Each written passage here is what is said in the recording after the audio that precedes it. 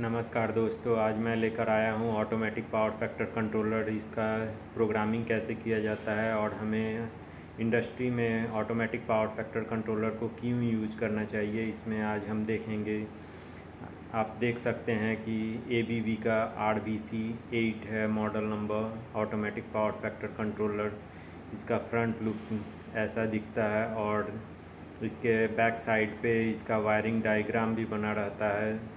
चलिए आपको बताते हैं वायरिंग डायग्राम को कैसे समझें और कैसे किया जाता है इसकी वायरिंग। जैसे कि आप देख सकते हैं, इसमें L1 L2 L3 यहाँ 3 फेज कनेक्ट होगा और जो CT हमारी होगी जिससे ये पावर फैक्टर मेजर करेगा वो L1 पे कनेक्ट रहेगी और L2 L3 दूसरे साइड पे है जो इसकी पावर सप्लाई का काम करेगा और K and L पर CT की कनेक्शन होगी।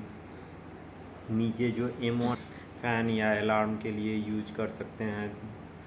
यहाँ पे A जो है वो कॉमन है।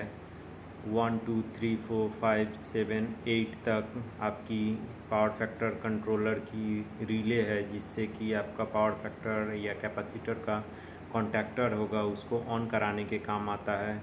जैसा कि आप देख सकते हैं स्क्रीन पर 3 बटन दिए गए हैं। पहला मेनू बटन है, दूसरा प्लस माइनस एंड प्लस है किसी वैल्यू को चेंज करने के लिए। मेनू है वो मेनू को चेंज, ऑटो मोड है, ये मैनुअल मोड है।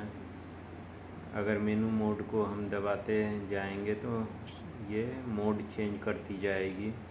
ये जैसे एंगल है, फेज एंगल, ये C/K रेशियो है जिसको सेंसिटिविटी भी कहते हैं। ये स्टेप वैल्यू है 325 555।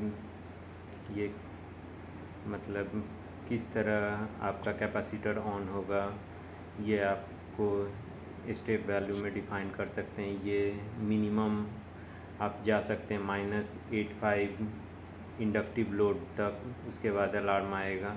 मैक्सिमम वोल्टेज 440 वोल्ट है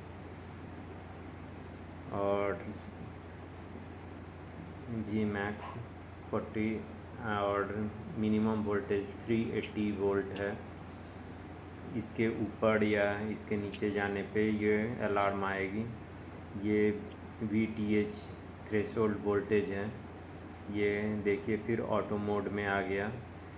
इसका प्रोग्रामिंग करना बहुत ही आसान होता है। इसका प्रोग्रामिंग आप ऑटोमेटिक मोड या मैनुअल मोड में कर सकते हैं। यहाँ पे बहुत तरह के CT का कनेक्शन दिखाया गया है। जैसे कि हम पहला एग्जांपल लेते हैं।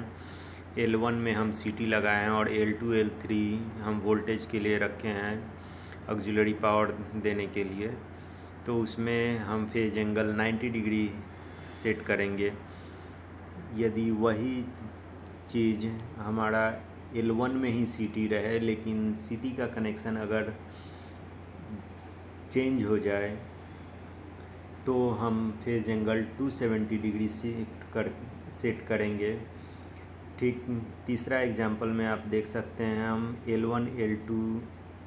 L1 और L3 को कनेक्ट किए हैं ऑक्सिलरी पावर के लिए और L2 में CT लगाए हैं तो वहाँ 330 डिग्री फेज एंगल सेट।